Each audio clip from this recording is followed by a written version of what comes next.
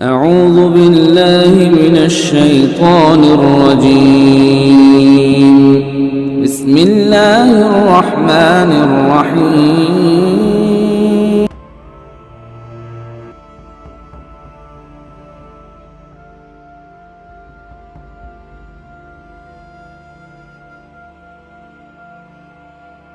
امام علی علیہ السلام فرماتے ہیں، اے لوگو، ہم ایک ایسے کج رفتار زمانہ اور ناشکر گزار دنیا میں پیدا ہوئے ہیں کہ جس میں نیکوکار کو خطا کار سمجھا جاتا ہے اور ظالم اپنی سرکشی میں بھرتا ہی جاتا ہے۔ جن چیزوں کو ہم جانتے ہیں ان سے فائدہ نہیں اٹھاتے اور جن چیزوں کو نہیں جانتے انہیں دریافت نہیں کرتے، اور جب تک مصیبت آ نہیں جاتی ہم خطرہ محسوس نہیں کرتے۔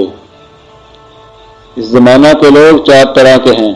کچھ وہ ہیں جنہیں مفسدہ انگریزی سے مانے صرف ان کے نفس کا بے وقت ہونا،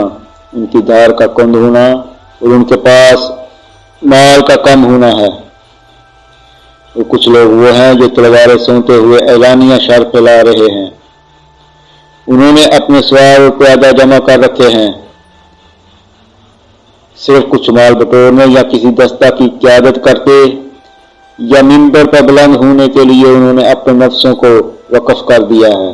اور دین کو تباہ و برباد کر ڈالا ہے۔ کتنا ہی برا سودا ہے کہ تم دنیا کو اپنے نفس کی قیمت اور اللہ کے یہاں کی نعمتوں کا بدل قرار دے لو۔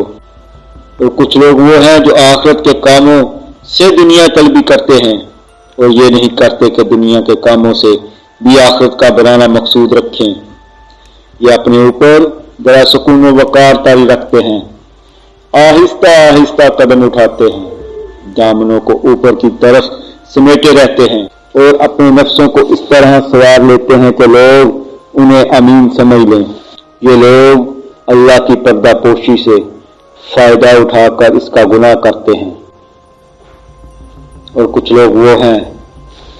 جنہیں ان کے نفسوں کی کمزوری اور ساز و سامان کی نافرہمی ملک گیری کے لیے اٹھنے نہیں دیتی۔ ان حالات نے انہیں ترقی و بلندی حاصل کرنے سے درماندہ و عاجز کر دیا ہے، اس لیے قناعت کے نام سے انہوں نے اپنے آپ کو آراستہ کر رکھا ہے اور زاہدوں کے لباس سے اپنے کو سجا لیا ہے، حالانکہ انہیں ان چیزوں سے کسی وقت کا بھی کوئی لگاؤ نہیں رہا۔ اس کے بعد تھوڑے سے وہ لوگ رہ گئے جن کی آنکھیں آخرت کی یاد اور حشر کے خوف سے جھکی ہوئی ہیں، ان سے آنسو روا رہتے ہیں۔ ان میں کچھ تو وہ ہیں جو دنیا والوں سے الگ تھلگ تنہائی میں پڑے ہیں اور خوف و ہراس کے عالم میں ذلتیں سہ رہے ہیں، اور بعض نے اس طرح چپ سادھ لی ہے کہ گویا ان کے منہ باندھ دیے گئے ہوں۔ کچھ خلوص سے دعائیں مانگ رہے ہیں، کچھ غمزدہ درد رسیدہ ہیں جنہیں خوف نے گمنامی کے گوشہ میں بٹھا دیا ہے اور خستگی اور درماندگی ان پر چھائی ہوئی ہے۔ وہ ایک شور دریا میں ہیں کہ باوجود پانی کی کثرت کے پھر بھی وہ پیاسے ہیں، ان کے منہ بند اور دل مجروح ہیں۔ انہوں نے لوگوں کو اتنا سمجھایا بجھایا کہ وہ اکتا گئے، اور اتنا ان پر جبر کیا گیا کہ وہ بالکل دب گئے، اور اتنے قتل کیے گئے کہ ان میں نمایاں کمی ہو گئی۔ اس دنیا کو تمہاری نظروں میں کیکر کے چھلکوں اور ان کے ریزوں سے بھی زیادہ حقیر و پست ہونا چاہیے،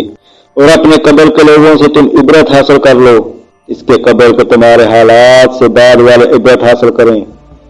اور اس دنیا کی برائی محسوس کرتے ہوئے اس سے قطع تعلق کرو، اس لیے کہ اس نے آخر میں ایسوں سے قطع تعلق کر لیا جو تم سے زیادہ اس کے والا اور شہدا تھے۔